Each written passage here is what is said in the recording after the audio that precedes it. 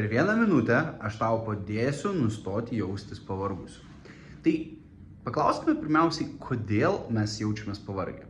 Ar tai yra mūsų mityba, ar tai yra mūsų miego kokybė, ar tai yra būsena, kurioje mes ganėtinai dažnai jaučiamės.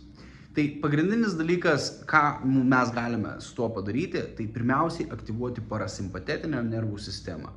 Tai gilus, koncentruotas, nuramintas kvėpavimas, kurio metu aktyvuojasi parasimpatetinė nervų sistema, kuri yra atsakinga už poilsį ir virškinimą. Tad bet kurio paros metu skirkite 10 minučių nusiraminti ir pakvėpuoti.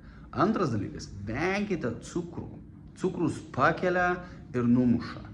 Ir taipogi venkite dopamino. Skrolinimas, gyrimasis ir panašus dalykai. Tai taipogi vargina.